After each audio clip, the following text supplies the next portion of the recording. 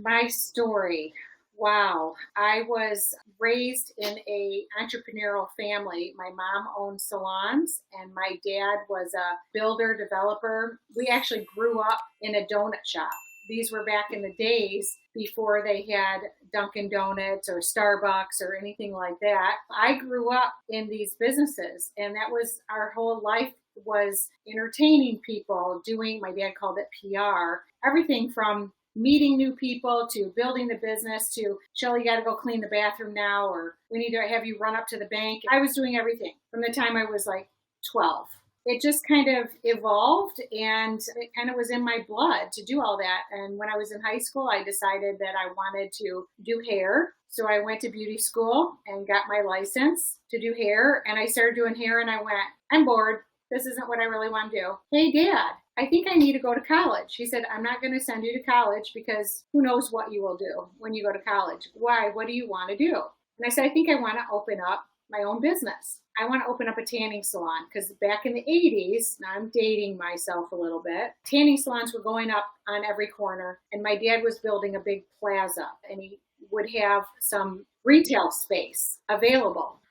I think I want a tanning salon and boutique. So he said, well, you know what? You put together your business plan. Funny story. Back in those days, we didn't have Google. We didn't have anything to just spit out a, pre-made business plan. I had to go in and look at encyclopedias, believe that or not.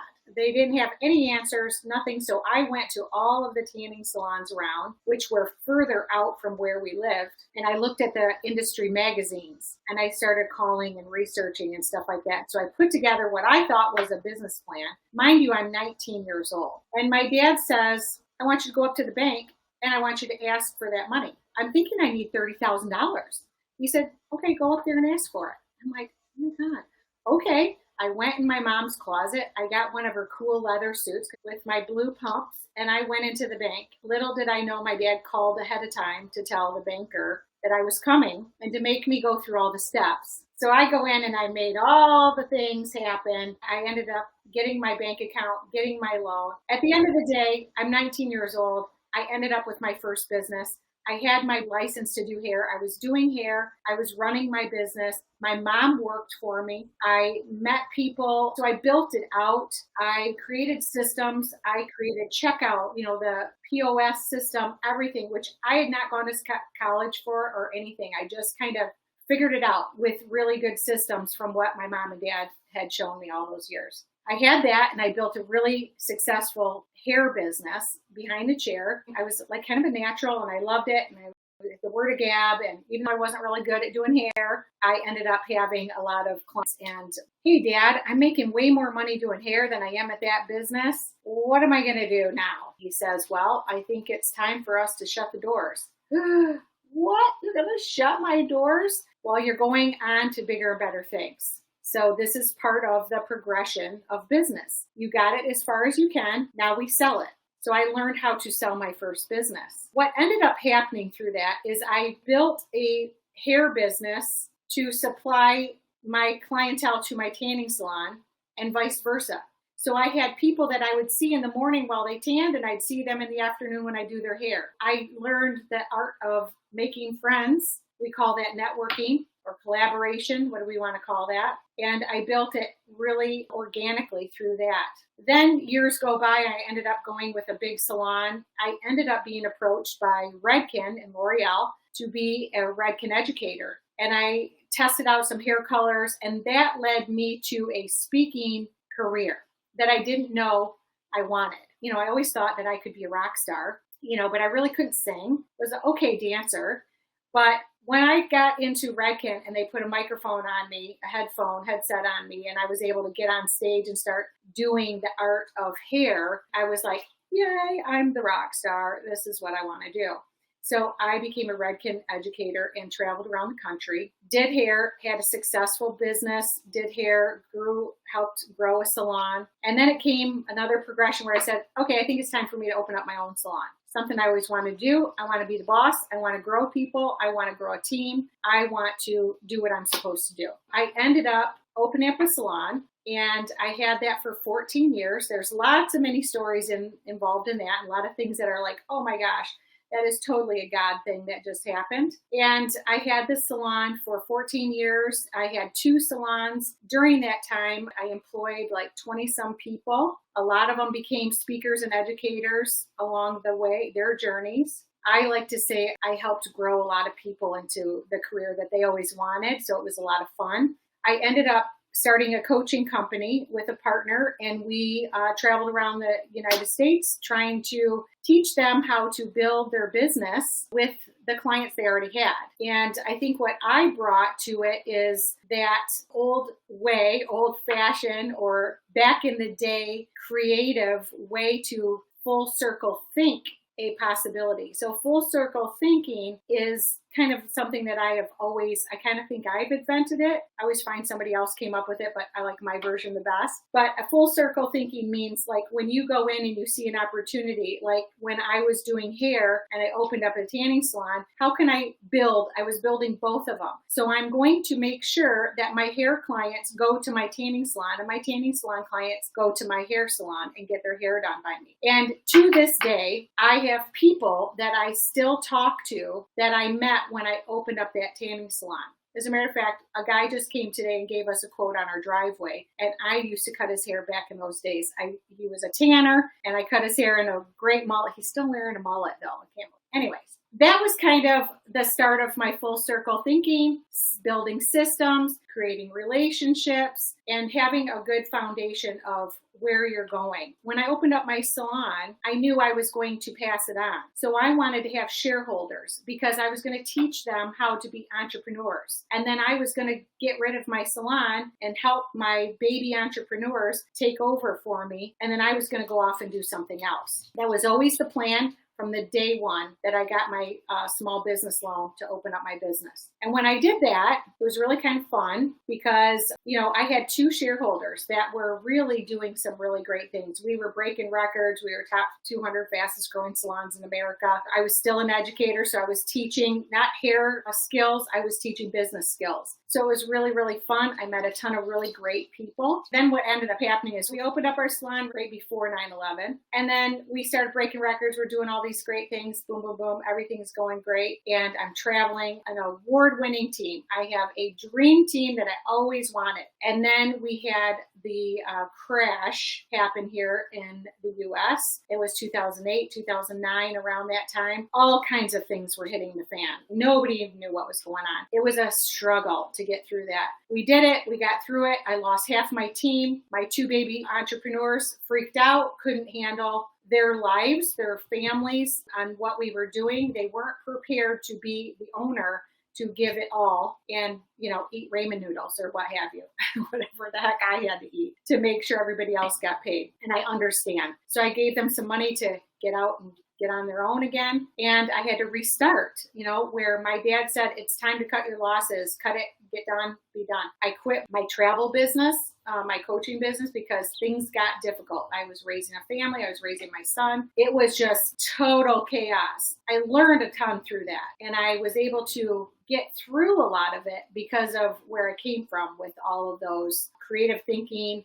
full circle thinking, the systems that I built, those foundational systems, and then building that team. And my reputation was that where it opened a lot of doors for me at the end of the day. I finally made a decision. Look, it's time for me to shut these doors. It's just not working out. My people are going, they're doing different things. I was in a different location where things were happening in that community that I didn't want to be a part of. It wasn't consistent with who I was, where I was going. So I had to make a business decision. So I did that. And then once I did that, I came back and thought I need to get a grip on everything. I need to take care of myself, my family, get my house in order. So I did. And then I happened to break my ankle very badly. I tripped over my Great Dane puppy because I had to have a Great Dane. It was just something I needed to do. I love my dogs. And she tripped me on my high heels and I broke my ankle in 3 spots. 2 surgeries later, 2 plates, 10 screws, whatever. It was a terrible situation.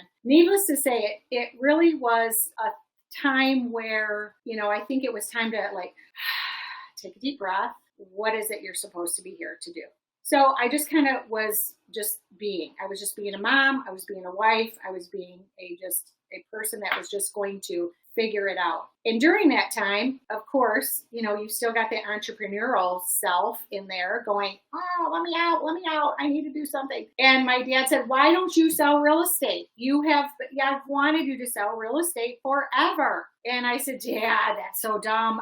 Could you imagine me in one of those suits? I could never wear one of those suits. They're so plain. Here I'm worried about that part of it. I said, well, I could always get a leopard or a leather suit, and I could probably fit in pretty well. So I went and decided I was going to do it on a Thursday. I went and signed up for my test on a Monday, got my license, bing, bang, boom. 10 years later, I am selling real estate. And during COVID and all of that, it was another time for us to take a pause, right? So I took a pause and went, oh my gosh, this isn't what I want to do. I really miss growing people because, again, when I was doing my real estate, I said, I'm going to be successful enough so I can build a team. Well, every time I get, something would happen. Boom, boom, boom, boom. Out of my control. I get a little bit closer. Boom, boom, boom. Something would happen. And real estate is so unpredictable. And we've lived in such a tumultuous time right now of things happening that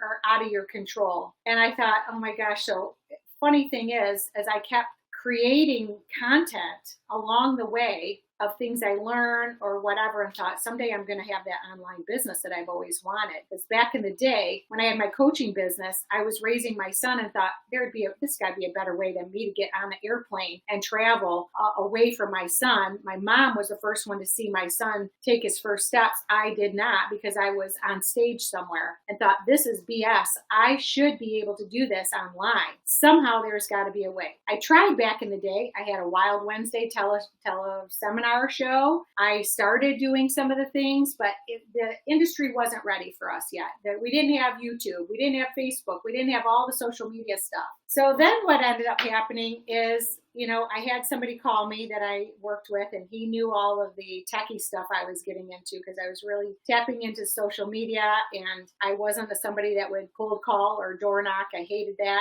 I wanted to be friends with people. I wanted to be creative and finding the people. I wanted them to call me because they saw me as the expert. They wanted to come and be around my energy, and I wanted to be able to serve the people I wanted to serve. So how we did that was I started really getting into social media and YouTube and all of that. And I had a friend call me and say, hey, I think you need to start building your coaching business online. I'm like, funny you should say that, because I just found a zip drive full of content that I wrote. And it's really good stuff. And I can't believe I wrote it. I don't even remember writing it. I know it's me because it sounds like me. And I said, you know what? I think you're onto something. So I called my past coaches, which what happened to be Blair Singer. I did a train-the-trainer program, a little voice mastery program with Blair Singer, one of my highly respected coaches that I've had myself. He's one of the Robert Kiyosaki team guys. I called their team and they said, oh yeah, Shelly, we got this thing. You got to come in here. Long story short, it's been a year and I'm finally getting ready to launch my program, my first program. So I'm super excited to get back on stage, if you will, but right here on my couch. I don't have to fly anywhere. I can come to you and help people and help women business owners, the independent service provider, build their business. First of all, getting their mindset in the right place, getting their goals organized. And I'm not just talking about here, let's go over your numbers. No, I'm talking about your long-term goals. What are your long-term goals? Because we're going to revisit that along the way. Because if I had to do it again, I would have made sure I checked in with my goals, my long-term goals. So if I had it to do over again, I would have kept my eye on my final goal. I would have kept debriefing with myself.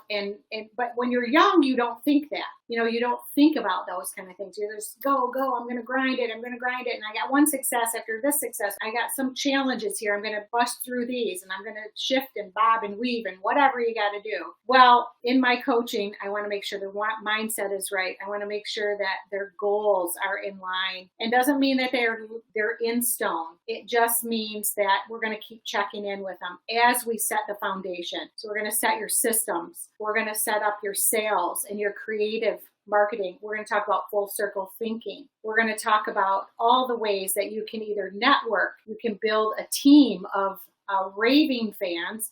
You can build a great partnership with referral partners, things like that, that are really going to allow you to still do your craft and not be inundated with all the things of being a business owner and still lose what you love to do is your craft. And then we're going to talk about building a team, because at the end of the day, we want to build that freedom lifestyle. So the freedom lifestyle is the big goal we're getting to. How are you going to pass on what you do?